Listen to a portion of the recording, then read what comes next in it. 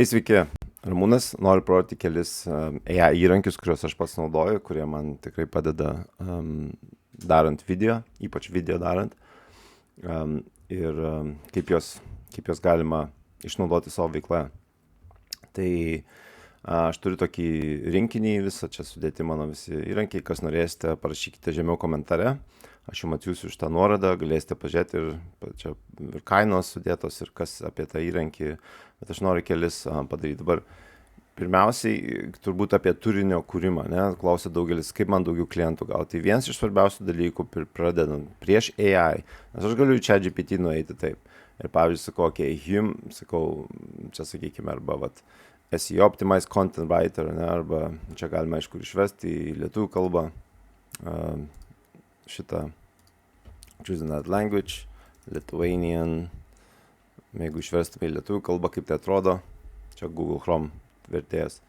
Žmogaus parašytas 100% unikalus SEO optimizuotas, arba jos SEO toks yra WordPress pluginas, arba šiaip jos tiesiog apie SEO labai gerai daro produktus, tai optimizuotas turinio rašytas. Tai gerai, paimkime šitą, ne, parašykite išsame jos SEO, optimizuotas straipsnį tiesiog įvesdami tinklašio pavadinimą, man reikia dar 5 teigiamų balsų, kad galėčiau sukurti daugiau raginimų. Ok, tai pavyzdžiui dabar, gal paimame geriau šitą, ne. Dabar, kad aš jeigu paspaudžiu jį, ne, pačioje iš karto matot, čia yra žmogaus prašytas 100 unikalus ir žodžiu, čia realiai būna jau prašymas parašytas, kaip tai atrodo, kas visas tas promptas, kaip jisai. Bet man čia tik tai reikia įvesti raktinį žodžią, bet čia ir yra tas raktinis žodis. Dabar, kaip aš optimizuosiu tą turinį? Man optimizuoti reikia pagal raktažodžius, o kaip aš raktažodžius, jeigu aš nueisiu į Google, ne, ir pavyzdžiui rašysiu, pačiam Google įrašysiu, pavyzdžiui, sakykime, čiužiniai. Ir man iš karto čiužiniai Klaipėda, čiužiniai vaikams ir taip toliau. Man iš karto čia yra, aišku, mano jau papildomi pluginai, kurie man rodo iš karto, maždaug kas. Dabar aš jeigu nueisiu iš tikro į tą Google įrankį ir rašysiu čiužiniai, ne, lietuviškai ir pažiūrim. Ir man iš karto rodys realiai, ką parodys. Tai yra, man parodys raktažodžius ir maždaug kiek yra paieškų. Tai aš jeigu žinau, maždaug čia yra čiužiniai 6000, nuo 1000 iki 10 000 per mėnesį. Čia yra tie vadinami trendai, kiek maždaug yra, kokiais mėnesiais vykdomos tos paieškos. Ir čia taip pat konkurencijos, ne, kokia konkurencija pas mane. Ir aš pavyzdžiui žinau, sakykime, čiužiniai, tai kokie raktažodžiai, čiužiniai 1620. Tai reiškia, sakykime, mano šitas raktažodis yra toks, ne? Yra čiužiniai, gal padarykime lietuviškai, mes padarysime, bet aš tada į ChatGPT turiu ateiti čia ir, sakykime, parašyti. Lietuvių kalbą pasidarome. Čiužiniai. Ne? Čiužiniai. Ir dabar, jeigu aš paspaudžiu, man lietuvių kalba, kad sugeneruotų, čia ir yra tas svarbu, kad ne šiaip kažką generuotų, bet sugeneruotų būtent teisingą tą turinį. Ne? Ir tuo jisai sugeneruos visą tavo turinį, tuo peržiūrėjau. Ir mato dabar, čia yra kontūras, ir čia maždaug turi kaip atrodyti tas visas, kaip visas turi atrodyti tas aprašymas, ne, tai yra H1, H2, tai čia tiesiog tie dydžio tagai, būna H1 didžiausias, būna jeigu į Wordą nueisi, taip pat vedama. Tai yra, ką tai reiškia, tipo tie dalykai yra svarbesni, mažiau svarbesni ir taip toliau.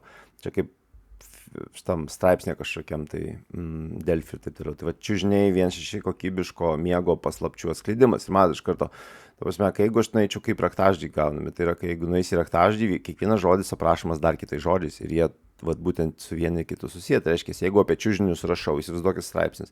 Apie čiužinius, tipo mano raktažodis čiužiniai, bet aš rašau apie kainą, kokį nors tenai pirkti, parduotuvė ir taip toliau. Bet aš nekalbu apie miegas, nes pavyzdžiui, jeigu pažiūrėsiu, gerai, čiužinys, žodynas. Jeigu aš nueisiu čiužinys, kokie žodžiai asocijuojasi su čiužinys, šiaudų ar kitko prikimštas pasiklojimas. Ne, čia aišku gal toks keistas labai lietuvių bet turi būti tie žodžiai. Čia gerai, jeigu aš nuveisiu define mattress, taktis. Ne, tai čia angliškai tai fabric case filled with soft, jeigu į lietuvių kalbą išversime, tai žodžiu, kad prikimštas ten soft, firm, spring material used for sleeping on, ne, flat structure of concrete, žodžiu, soft, tai kad gaunasi, kad minkštas,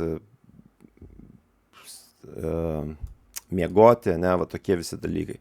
Tai jeigu mes ateiname į straipsnį ir tenai Google'as ypač ateina į straipsnį ir tenai neranda tų raktažodžių, kurie susiję ir pavyzdžiui, čia matot, ne, čiužiniai, tada kokybiško miego paslapčių skleidimas. Gerai, kokybiškas miegas yra pagrindas ir tada čia reikia apibrėžimas ir reikšmė. Čiužiniai, dabar nežinau, kodėl čia angliškai, bet kur čia tas straipsnis šis yra? Kažkaip labai keistai čia parašė.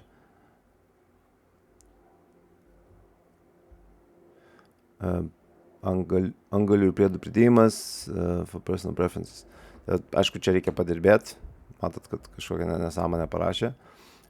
Bet jeigu straipsnį rašau, tai vat man reikia žinoti pirmiausiai raktažodžius. Ne? Ir aš dabar nelysiu į paaiškinimus, nes aš tiesiogiai pirmą kartą darau su čiužiniais, tai gal tiesiog tas išmušė į biškutį tie skaičiai. Bet turėtų būti, pavyzdžiui, gerai, jeigu kitas, jeigu prašysim gerai kokį nors, pavyzdžiui, medinės durys. Pabandome taip. Medinės durys. Ir jis turėtų dabar sugeneruoti. Tai vat, čia yra, kas svarbu yra, kad žinoti, ką jam duoti, koks tas turinys turi būti, kad jisai būtų įdomus, svarbus. Tai pavyzdžiui, jeigu generuojam tuos pačius SEO pavyzdžius, tai mums pirmiausiai reikia žinoti būtent kokie raktažodžiai yra, nes mes link tų raktažodžių ir orientuosimės. Ir va šitie raktažodžiai ir yra visais, kuriais man reikia. Jeigu aš dabar, pavyzdžiui, noriu gerai, jeigu aš noriu sukurti kažkokį video, dabar parodysiu vieną tokį įrankį, kurį aš, pavyzdžiui, naudoju garsui. Tai, pavyzdžiui, čia vat yra ir čia yra klonuotas mano balsas. Aš galiu iš tikrųjų klonuoti savo balsą ir po to netgi skambėti amerikietiškai ir noriu kažkokiu kitu balsu, bet žodžiu, aš galiu iš tikrųjų parašyti čia tekstą, kokį aš noriu kalbėti ir būtent aš jau pasidarę savo klonavimą balsą ir aš galiu kitokį balsą pakeisti. Čia, pavyzdžiui, Lithuanian. Lietuva turbūt nebus, ne? Jeigu norit lietuviškų, tai yra toks įrankis Weed. Ir čia aš galiu sukurti tą balsą. Tai, pavyzdžiui, čia padarau text to speech, pasirašau Leonas ir sakau, ok, labą dieną. Aš darau video apie, dabar AI aš negaliu sakyti AI, ne dirbtinis, apie, aš tada turiu rašyti AI, bet jeigu lietuviškai, tai apie dirbtinį intelektą. Ne, ir aš paspaudžiu.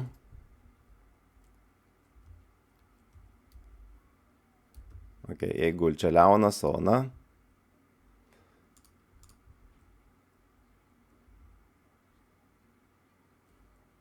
Galim pagreitinti.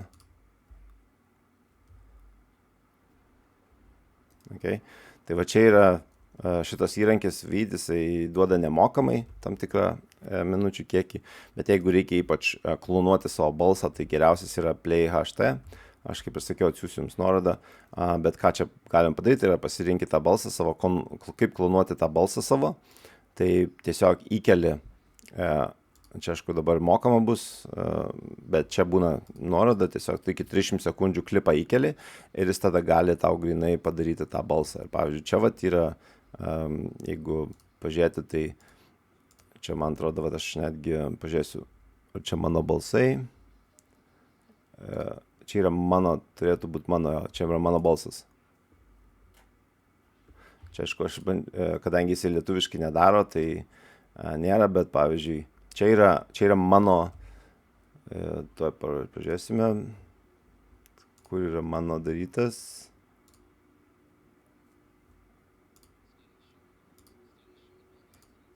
čia mano nėra, aš čia nepasidaręs, jokio turbūt nedariau pokalbio, bet va tai galiu tiesiog kopijuoti savo balsą, sugeneruoti savo, netgi amerikietiškai galiu kalbėti su savo balso intonacija.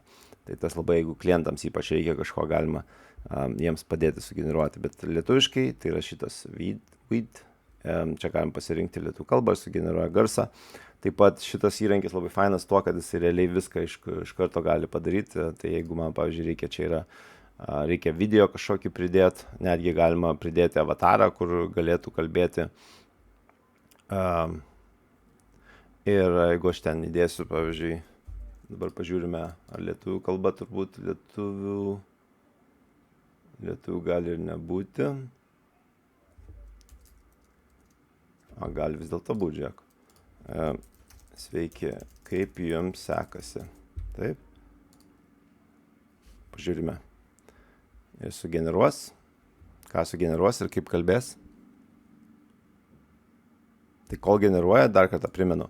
Raktažodžiai, mes pirmiausiai turim žiūrėti raktažodžius. Ir va čia parodau, kaip tos raktažodžius gauti, netgi tas pats ChatGPT gali būti. Galiu užklausti. Aš to pačio ChatGPT sakau, žiūrėk. Kokie raktiniai žodžiai ir kiek paieškų susijusių su čiužiniai ir tada galima uždėti tą 160 ant 200, atsiprašau. Okay. Ir sukurk man lentelę. Okay. Ir dabar jis turėtų, norėdami sukurti lentelę, galite naudoti, okay. Paieškų skaičius. Čia yra maždaug, ir matot, ne per daugiausiai duoda visai kitokį rezultatą, nes plus jis neturi naujų duomenų, nes ChatGPT išmokytas iki tam tikro laiko. Tai dėl to, pavyzdžiui, naudojame šitus visus įrankius ir šitais, jeigu aš sakau čiužiniai, lono čiužiniai, jisk čiužiniai, kas čia dar, ortopediniai čiužiniai. Tai jeigu šitie raktažodžiai yra, tai aš visais būdais noriu Google'e dominuoti, tai YouTube'o video, noriu padaryti visokius. Noriu, kad raktažodžiais būtų straipsnius prirašyti, mano verslas, kad būtų tenai puslapis, būtų blogai, visokie būtų ir taip toliau. Ir va čia yra visa galia, kad AI mums tikro gali daug labai padėti. Ir dabar grįžtam, jeigu prie pačio to AI, tai vat. Okay. Va čia. Okay. Matot, štai padarėm. Tai šitus įrankius, jeigu norėsite, atsiųsiu, aš daugiau apie juos vėliau parašysiu apie kitus, bet pradžioj norėjau parodyti, kad būtent pagrindinis įrankis, ką reikia naudoti, yra žinoti raktažodžius ir tada galima naudoti tą AI PRM, kuris ChatGPT yra tiesiog priedas, Google Chrome instaliuoja ir jisai leidžia tau duoda tuos visus pasirinkti naujus įrankius štai čia. Ką tu nori parašyti, pabandome čia galbūt iš karto vėlgi. Čiužiniai. Ir pažiūrėsime, kaip sukurs gal šičia. Ir pavyzdžiui, atpalduokite savo naktį su mūsų patogiais čiužiniais. Okay. Kodėl čiužiniai ir matote, tai yra straipsnis. Kodėl čiužiniai yra tobulas pasirinkimas, mūsų gyvenimas kartais būna chaotiškas, todėl svarbu rasti geriausią būdą atsipalduoti po ilgos dienos, įsivaizduokite švelnus dideli čiužiniai, kurie ne tik. Dabar aišku, čia yra, kadangi čia yra tam tikras irgi, sakykime, mūsų čiužiniai 160 ant 200, tai čia yra išmatavimas, ne? Tai reiškia, galime mes padaryti, galbūt pakeisti šiek tiek, kad mūsų tada čiužiniai dydis centimetrais, ne? Pavyzdžiui. Jeigu aš tai parašysiu